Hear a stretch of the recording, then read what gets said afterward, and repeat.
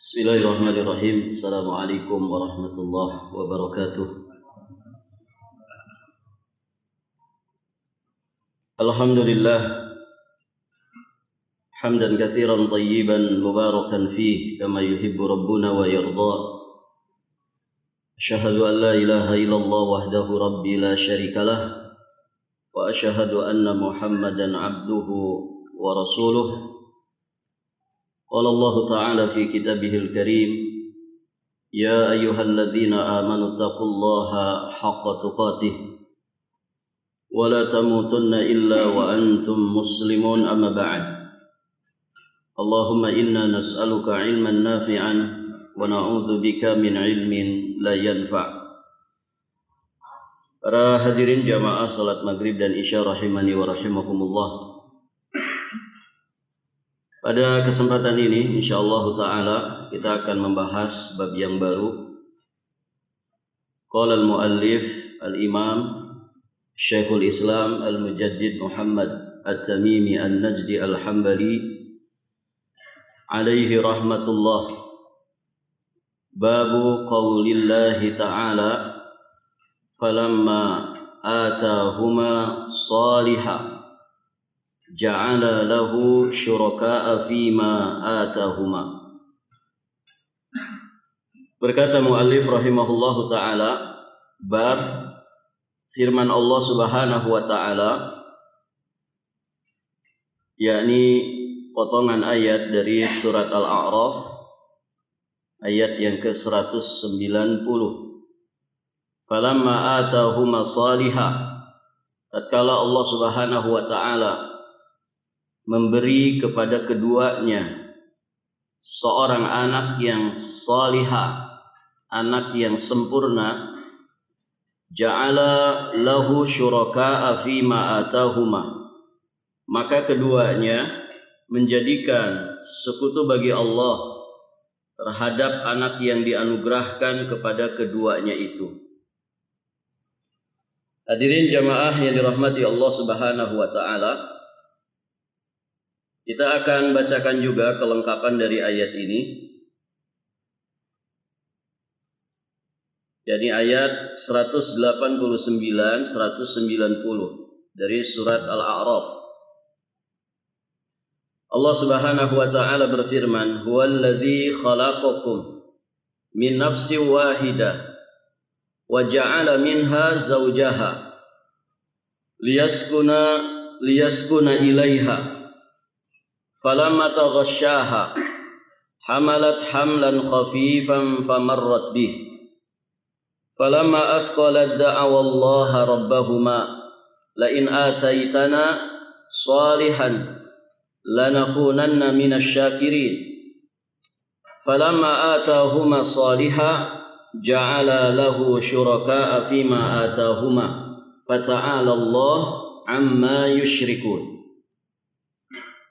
Allah berfirman yang artinya, dialah yang menciptakan kalian dari diri yang satu, dan daripadanya dia menciptakan istrinya.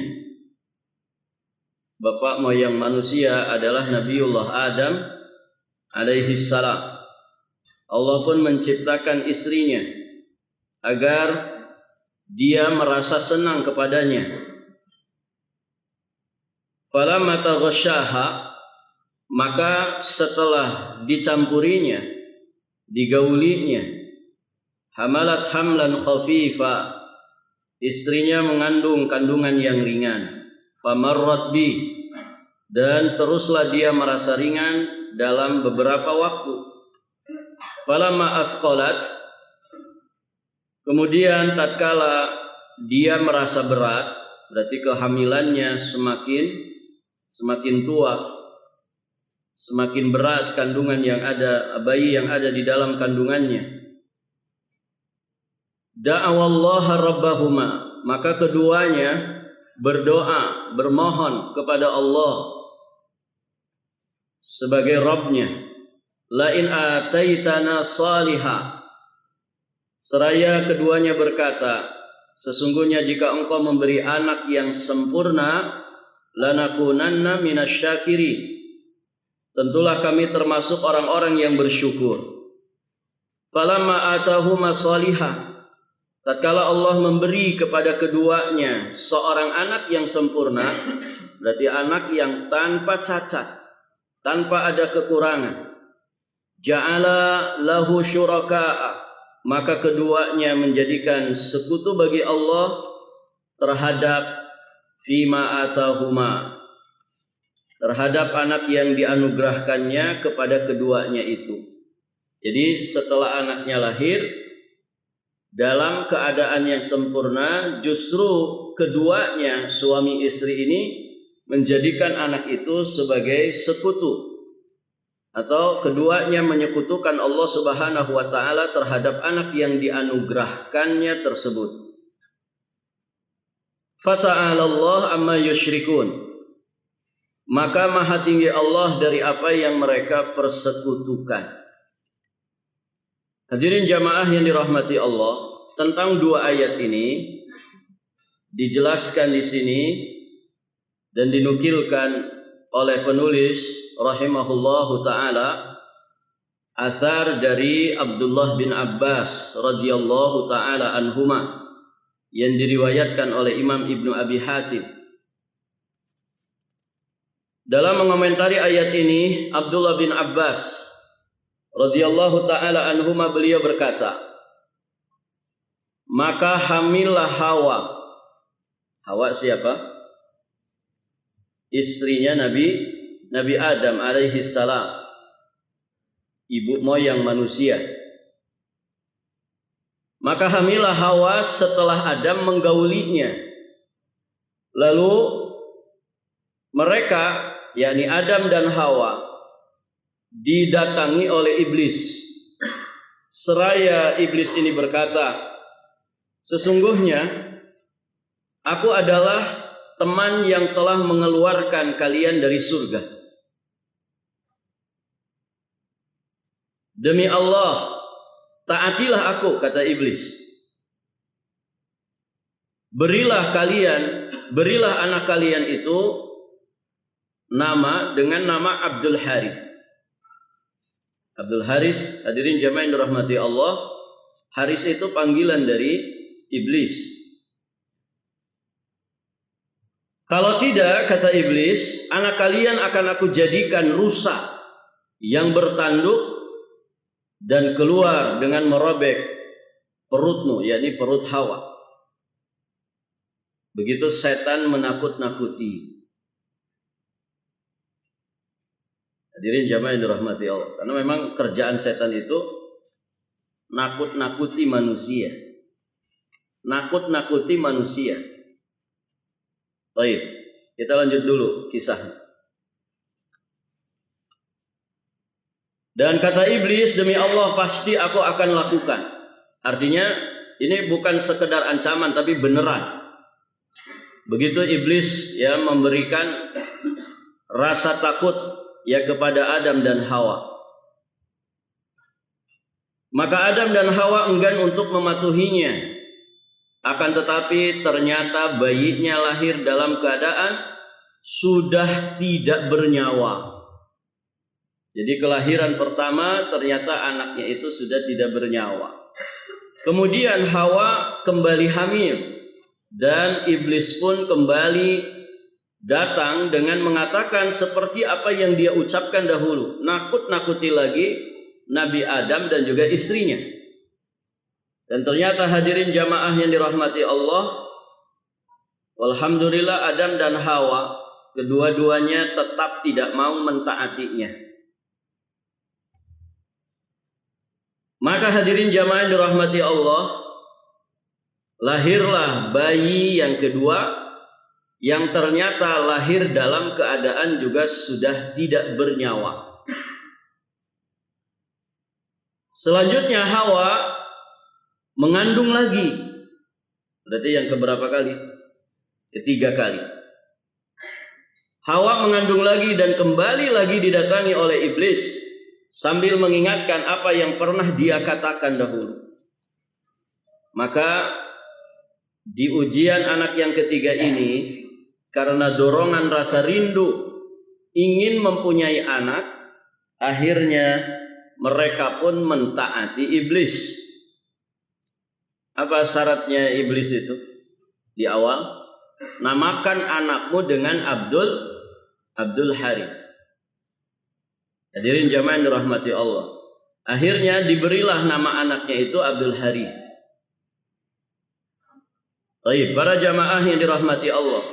Dan inilah kata Abdullah bin Abbas, tafsiran dari firman Allah Subhanahu wa taala di surat Al-A'raf tadi ayat 190. Ja'ala lahu syuraka'a fima atahuma.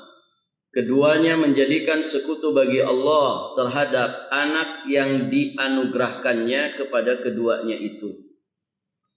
Baik, hadirin jamaah yang dirahmati Allah. Kemudian di asar berikutnya dari Ibnu Abi Hatim diriwayatkan dengan sanad yang sahih dari Qatadah bahwa beliau berkata, ja'ala lahu syuraka, menjadikan sekutu itu maksudnya dengan mentaati iblis, bukan dengan menyembah iblis, tapi dengan mentaati iblis. Baik, hadirin jamaah yang dirahmati Allah. Dari ayat dan juga beberapa asar ini, di dalam bab ini kita memahami, ini inti dari bab ya. Di bab ini kita diperingatkan oleh penulis rahimahullahu ta'ala, ya jangan sampai menamai orang dengan nama yang mengandung unsur penghambaan kepada selain Allah. Jangan menamai orang dengan nama yang mengandung unsur penghambaan kepada selain Allah. Nama manusia itu boleh ya, ada unsur penghambaannya, tapi hanya kepada Allah Azza wa Jalla, kepada nama-namanya. Bahkan Nabi sallallahu alaihi wasallam menyebutkan ahabul asma ilallah, nama yang paling dicintai Allah Subhanahu wa taala adalah Abdurrahman dan Abdullah. Jadi mu'abbad kepada nama Allah Ar-Rahman, Abdullah dan Abdurrahman. Boleh juga hadirin jamaah yang dirahmati Allah nama-nama Allah yang lainnya, Abdul Jabbar, Abdul Razzaq, Abdul Muhsin, gitu ya, Abdul Rahim, Abdul Aziz, Abdul Muhaimin, dari nama-nama Allah yang husna. Tapi mu'abbad kepada selain Allah, dihambakan kepada selain Allah Subhanahu wa taala, maka tidak boleh. Abdul Syam misalkan, Abdul Qamar, Abdul Ka'bah, Abdul Rasul, ini semuanya tidak boleh. Baik, hadirin jamaah yang dirahmati Allah. Hamba matahari misalkan, hamba bulan, ya hamba Ka'bah, Abdul Najmi, hambanya bintang, Abdul Latta, ya hambanya berhala Latta. Mu'abbad kepada selain Allah tidak boleh. Dari penjelasan ayat dan athar yang dijelaskan di dalam bab ini, hukum ketidakbolehannya bagaimana? Iya, hukumnya jelas haram. Haramnya setingkat apa? Para ulama menegaskan sekedar menamakan saja itu syirik kecil. Syirik kecil, hadirin jamaah yang dirahmati Allah. Karena dia mentakbid, ya, memu'abbadkan namanya kepada selain Allah. Apakah bisa syirik besar? Iya, bisa. Hukumnya bisa syirik besar ketika memang dia sengaja menghambakan dirinya kepada selain Allah Subhanahu wa taala, bahkan untuk menunjukkan keseriusannya bahwa dia hamba dari selain Allah ini, dia kemudian menamakan dirinya, memu'abbadkan dirinya kepada selain Allah itu. Ada misalkan orang nyembah-nyembah matahari, para jamaah, kemudian memang dia penyembah matahari, begitu ya. Kemudian dia namakan dirinya dengan Abdus Syam. Abdus Syam artinya apa? Hambanya matahari. Nah ini tidak boleh. Abdul Haris tadi, para jamaah yang dirahmati Allah, ini panggilan daripada iblis. Sehingga kalau Abdul Haris berarti hambanya iblis. Abdus Syaitan. Boleh tidak? Ya, jelas tidak boleh. Menghambakan diri kepada setan. Jadi tidak boleh ya menamai orang dengan nama yang mengandung unsur penghambaan kepada selain Allah. Karena hadirin, setiap bentuk penghambaan kepada selain Allah itu pelanggaran tauhid. Pelanggaran tauhid. Nah, termasuk menghambakan diri kepada selain Allah adalah menyandarkan seseorang sebagai hamba selain Allah. Menamakan orang sebagai hamba selain Allah Subhanahu wa ta'ala. Dan dari sini juga menjadi pelajaran bagi para orang tua atau para calon orang tua. Bagi orang-orang yang merencanakan punya anak atau merencanakan lagi untuk terus punya anak. Karena tanggung jawab tasmiyah itu adalah tanggung jawab orang tua. Siapa yang paling berhak menamakan anaknya? Siapa, Pak? Bapaknya. Bapak. Jadi kalau suami dan istri punya pendapat yang berbeda untuk kemudian memberikan nama kepada anaknya, maka yang kuat itu adalah yang dipilihkan oleh bapaknya. Maka para bapak, para orang tua mesti memiliki ilmu bagaimana kewajiban dia terhadap anak-anaknya, apa yang mesti dia lakukan terhadap anak-anaknya, termasuk di dalam memberikan tasmiyah, memberikan nama. Ya, jangan sembarangan memberikan nama kepada anak keturunan. Ya, walaupun sebagian orang ada yang punya istilah apalah artinya sebuah nama. Pernah dengar Pak istilah itu? Apalah artinya sebuah nama? Ya berarti nama itu. Kalau apalah artinya sebuah nama, artinya tidak peduli dengan memberikan nama. Kenapa nama anakmu tidak dikatakan nama binatang? Kenapa tidak menamakan anak dengan nama-nama syaitan? Kalau kemudian orang berprinsip apalah artinya sebuah nama. Artinya apa? Ya nama itu berarti. Nama itu merupakan harapan. Nama itu merupakan, hadirin jamaah yang dirahmati Allah, cita-cita kedua orang tua. Dan nanti saat manusia dicabut nyawanya, kemudian ruhnya akan diangkat menuju Allahu Rabbul Alamin. Ketika diangkat ke atas langit, maka penjaga pintu langit pertama dari bangsa malaikat mengatakan, ruh siapa yang engkau bawa itu? Ya, ruh siapa yang thayyib ini? Ya, ketika yang dicabut nyawa ini adalah orang yang beriman. Maka malaikat yang bertugas mengatakan, ini ruh si fulan bin fulan, dengan nama yang baik, yang dia dipanggil dengan nama tersebut ketika di dunia. Begitu hadirin jamaah yang dirahmati Allah. Maka berikan nama kepada anak-anak dengan nama-nama yang baik. Ikuti aturannya, ikuti petunjuknya. Ya, jangan sembarangan. Baik para jamaah. Kalau orang zaman dulu, patokan memberikan nama kepada anak itu apa? Macam-macam ya. Ada yang minta dari dukun, begitu kan? Ada yang barakallahu fikum menggabung-gabungkan nama istri dan nama suaminya, digabungkan jadi nama anak. Nah, yang begitu itu kan tidak berdasar kepada ilmu. Iya, kalau kemudian digabungkan pas cocok bagus begitu. Irfan misalkan nama, ibunya namanya Irna, bapaknya Taufan. Ya, pas bagus begitu, Irfan. Kalau yang nggak pas, nggak bagus gimana? Bapaknya Tata, ibunya Ai. Jadi apa itu? Nah itu hadirin jamaah yang dirahmati Allah. Bapaknya Abbas, ibunya Kokom. Nah, ini kan tidak pas. Artinya apa? Itu kan tebak-tebakan saja. Tidak pakai ilmu.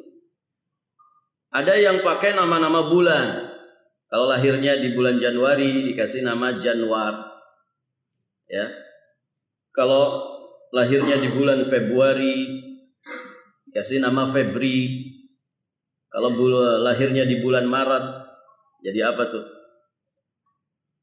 Kalau lahirnya bulan Maret jadi apa? Mar. Kalau lahirnya di bulan Juli jadi Yuli. Lahirnya di bulan Mei jadi Maya. Lahirnya di bulan Agustus jadi Agus. Ini nama pasaran di mana-mana. Ada yang namanya Agus, Pak. Pasti lahirnya Agustus, iya tidak? Baik para jamaah. Lahirnya Desember, anaknya perempuan Desi, gitu. Barakallahu fikum. Ada juga yang pakai hari pasaran, Kliwon, Legi, gitu. Nah ini hadirin jamaah yang dirahmati Allah, ya harus pakai petunjuk ilmu. Kita sudah diajari ya bagaimana memberikan nama-nama yang baik kepada anak, nama-nama orang soleh, nama-nama para nabi dan rasul. Kemudian nama-nama tadi yang disebut oleh Nabi, nama terbaik Abdurrahman, Abdullah, nama-nama sahabat Nabi, ya orang-orang soleh.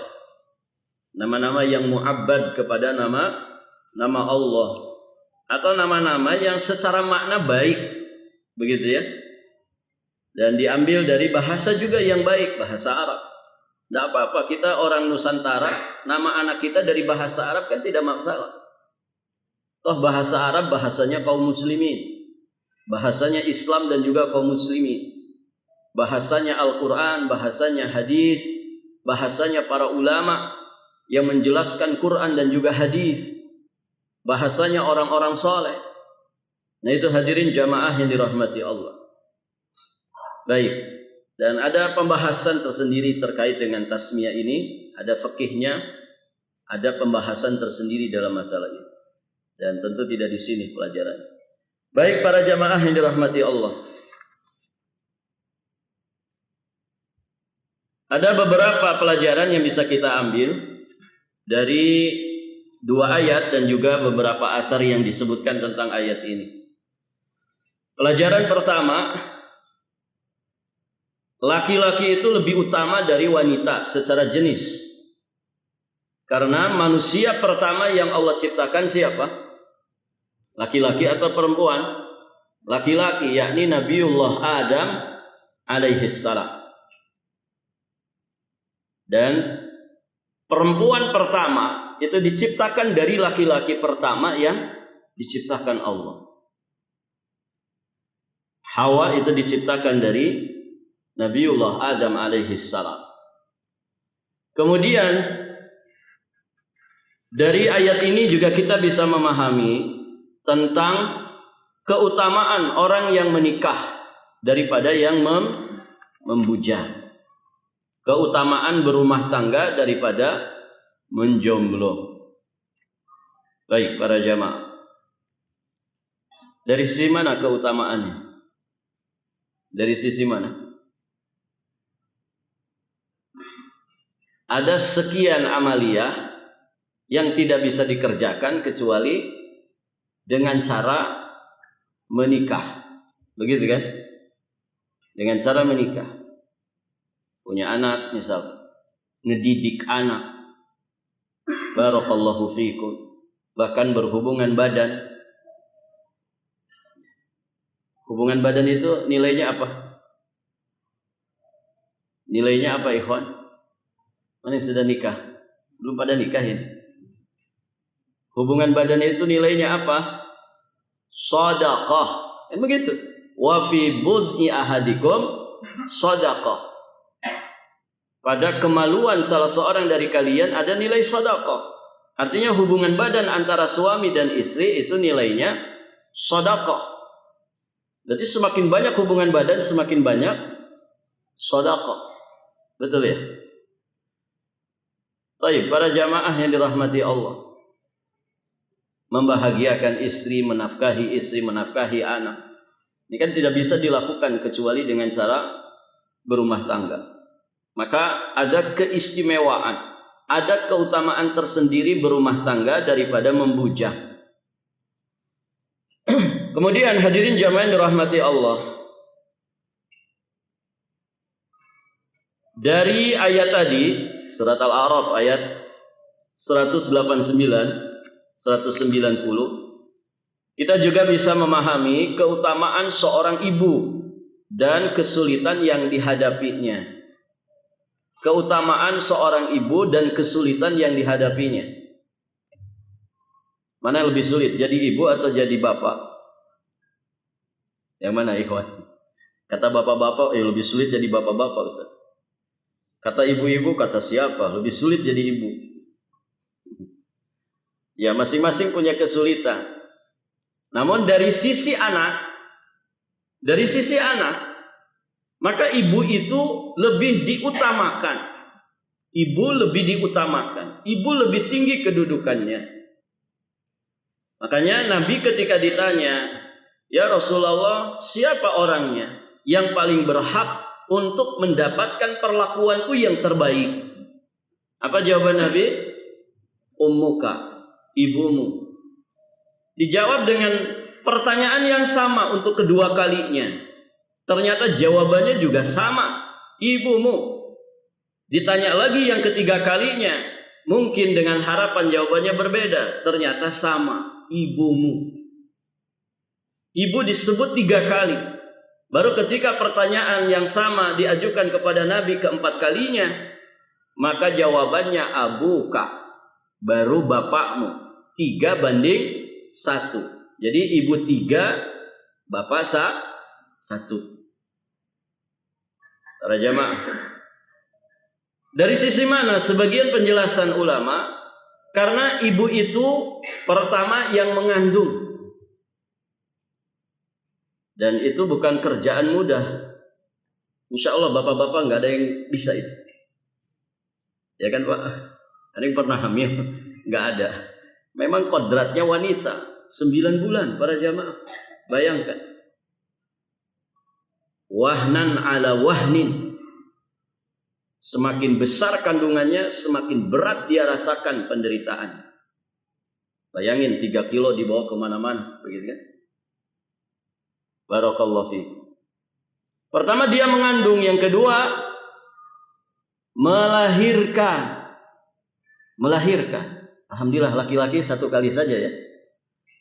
Tapi bukan melahirkan. Apa namanya?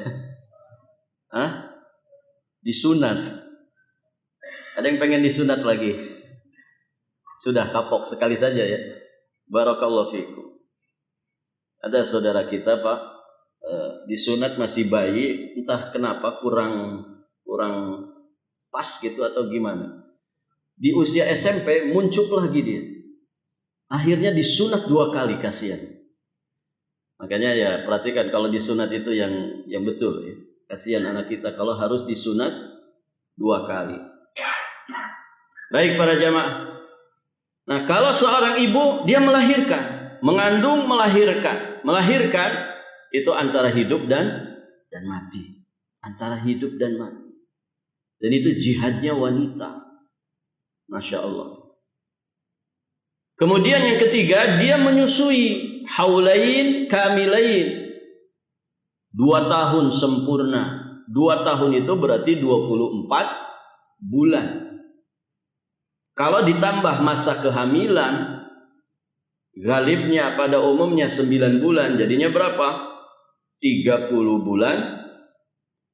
Berapa jadinya? 24 tambah 9 bulan. Berapa? 33 bulan ya? 33 bulan. Baik para jamaah. Berarti berapa tahun? 3 tahun. Ya, 2 tahun lebih 9 bulan. Taruhlah 3 tahun ya. Taruhlah 3 tahun. Hadirin jamaah yang dirahmati Allah. Di masa-masa produktifnya berlanjut itu. Ini menikah, hamil 9 bulan. Habis hamil apa? Melahirkan. Habis melahirkan menyusui 2 tahun. Kalau istri kita masih di masa produktif, tahun ketiga ngapain? Hamil lagi. Melahirkanlah lagi. Habis itu ngapain lagi? Menyusui lagi. Selesai menyusui anak kedua 2 tahun sempurna, ngapain lagi? Hamil lagi. Masya Allah, bayangkan kalau anaknya 10, 30 tahun dia tidak berhenti. Nenek-nenek kita dulu kan anaknya banyak-banyak Pak ya. Zaman Jepang, zaman Belanda, nggak ada itu rumah sakit, nggak ada bidan, yang ada dukun beranak, nggak ada USG, nggak ada sesar, nggak ada rumah sakit canggih seperti sekarang. Anaknya ada yang 11, 12, minimal 8. Di masa itu musim penjajahan Jepang, musim penjajahan Belanda. Ya, kadang kita membayangkan kapan gitu mereka memproduksinya begitu. Kita yang aman-aman begini para jamaah, anak cukup 2 katanya. Ya kalau dua-duanya soleh. Kalau yang satu jadi koruptor, yang satu jadi bandar narkoba, gitu ya. Siapa yang mendoakan kita nanti? Artinya kaum muslimin ya berusaha untuk memiliki anak keturunan dan berusaha semangat mendidik anak keturunan. Nah itu ibu ya. Ibu itu keutamaannya lebih dibandingkan dengan bapak dari sisi anak. Dari sisi anak. Kenapa? Karena perjuangannya yang begitu besar. Dan Masya Allah, hadirin jamaah yang dirahmati Allah, ternyata sistem saraf di anak itu rata-rata mirip sistem saraf ibunya. Makanya kalau dari sisi nasihat, dari sisi petua, ternyata ucapan ibu itu lebih didengar oleh si anak daripada bapaknya. Ucapan ibu itu lebih didengar daripada ucapan bapaknya.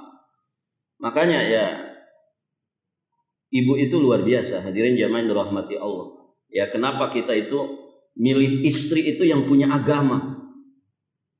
Milih istri itu bukan yang punya agama, bukan untuk kita saja sebagai suaminya, tapi bagaimana menyiapkan generasi penerus yang nantinya akan meneruskan estafet perjuangan Islam dan juga kaum muslim.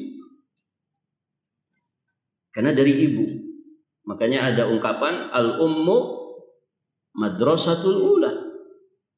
Ibu itu adalah madrasah pertama bagi anak-anaknya. Ya bapak kan mungkin 8 jam di luar rumah, ibu 24 jam membersamai anaknya.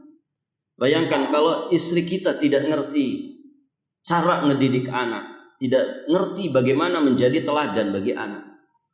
Nasallallahu as-salamah wal afiyah.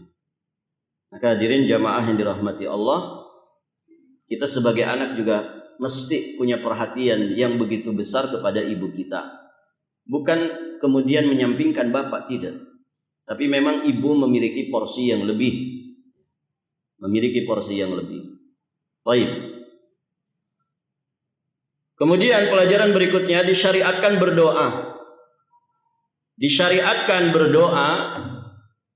Dan di sini ada penegasan tentang manfaat dari doa itu.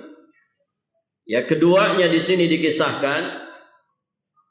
Falamma asqalat, ya ketika kehamilannya sudah semakin besar, keduanya berdoa kepada Allah.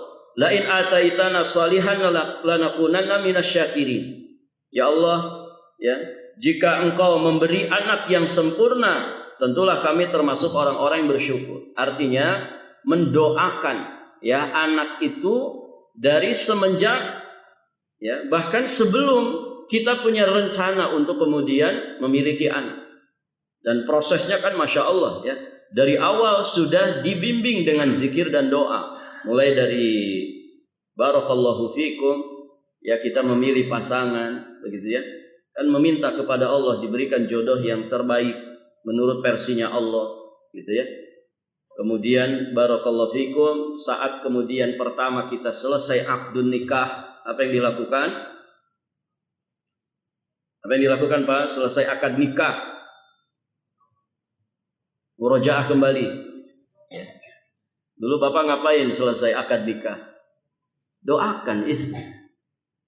Doakan. Apa doanya? Murojaah Pak, barangkali mau nikah lagi kan. Apa doanya? Mana yang mau nikah? Apa doanya? Selesai akad nih. Ya. Qabiltu nikahaha wa tazwijaha ala mihrin mithl. Ya. Saya terima nikahnya, kawinnya putri Bapak dengan mahar dibayar kontan. Ya, sebagaimana mahar yang tersebut. Nah, itu selesai akad berarti kita sah menjadi suami dari istri kita menjadi sah. Yang tadinya haram bagi kita jadi halal. Apa yang dilakukan? Doakan. Apa doanya? Allahumma inni as'aluka khairaha wa khaira ma fiha wa khaira ma jabaltaha alaiha wa a'udzubika min syarriha wa syarri ma fiha wa syarri ma jabaltaha alaiha. Ya Allah, aku meminta kepadamu kebaikan perempuan ini, kebaikan yang terkandung di dalamnya, kebaikan yang engkau anugerahkan kepadanya, dan aku berlindung dari keburukan wanita ini, karena manusia siapapun dia, sesoleh apapun dia, ada potensi buruknya, mesti ada kekurangannya.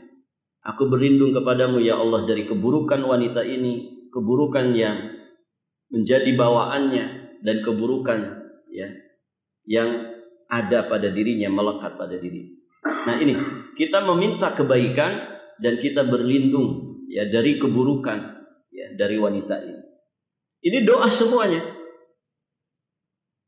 Saat pertama kali hubungan badan juga kita baca basmalah, bismillah, Allahumma jannibna syaitan wa jannibish syaitana ma razaqtana. Ini rentetan-rentetan zikir dan doa, permohonan kepada Allah sejatinya adalah selain demi kebaikan keduanya sebagai suami istri, sebagai ibu dan ayah, sebagai calon orang tua, juga nanti dampaknya, efek baiknya akan berdampak kepada anak keturunan.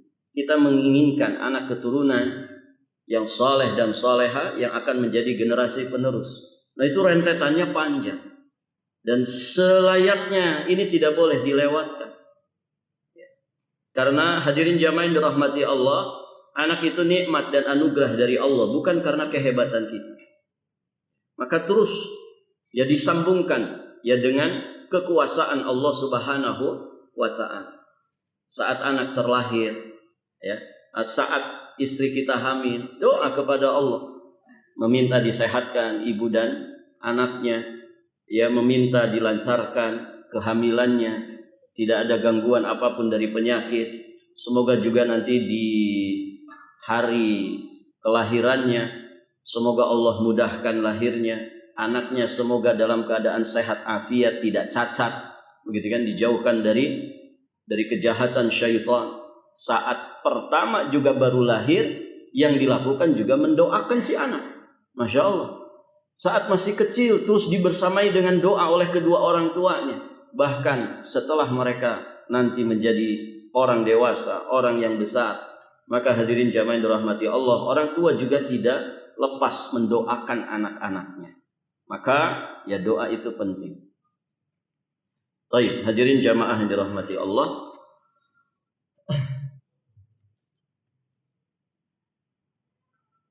Menyekutukan Allah Subhanahu wa taala, ini pelajaran berikutnya, itu bertolak belakang dengan syukur. Jadi anak itu jangan sampai ya menjadi wasilah keburukan bagi kita. Dan kita mesti mewaspadai fitnah dari anak keturunan. Innama amwalukum wa auladukum fitnah. Sesungguhnya harta-harta kalian dan anak-anak kalian itu fitnah. Fitnah yang dimaksud adalah ikhtibar wa ibtila, yakni ujian, cobaan bagi kedua orang tua. Jadi fitnah di situ maknanya bukan keburukan. Artinya zat anak itu buruk, bukan. Tapi anak itu menjadi ujian dan cobaan bagi kedua orang tuanya. Maka hadirin jamaah dirahmati Allah, jangan sampai terfitnah oleh anak-anak.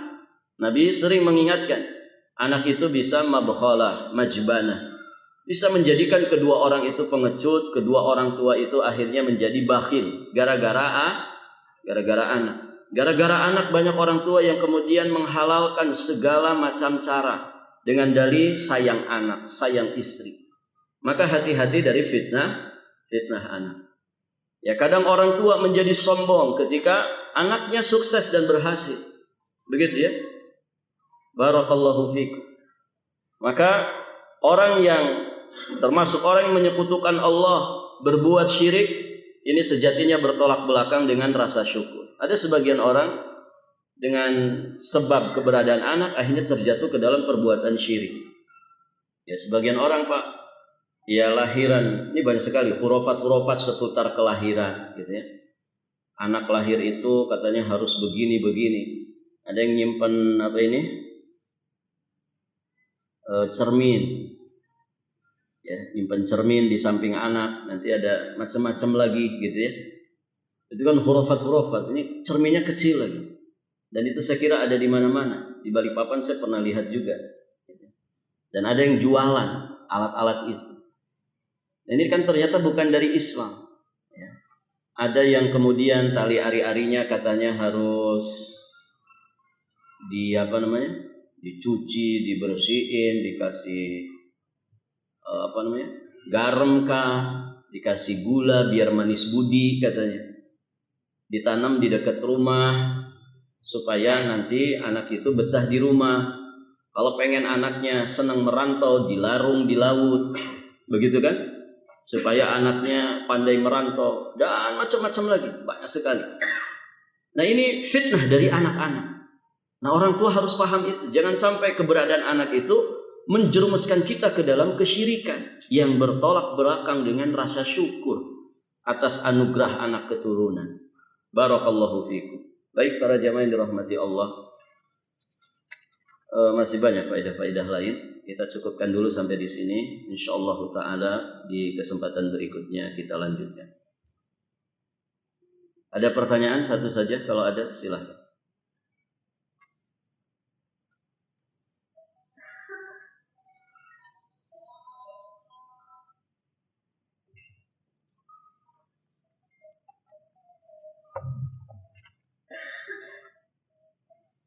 Baik, kalau tidak ada, alhamdulillah kita cukupkan saja sampai di sini, kita akhiri dan kita tutup dengan doa kafaratul majlis. Subhanakallahumma bihamdika asyhadu an la ilaha illa anta astaghfiruka wa atubu ilaik. Hadanallahu wa iyyakum ajma'in. Wallahul muwaffiq ila aqwamit thoriq. Al-'afwu minkum. Assalamualaikum warahmatullahi wabarakatuh.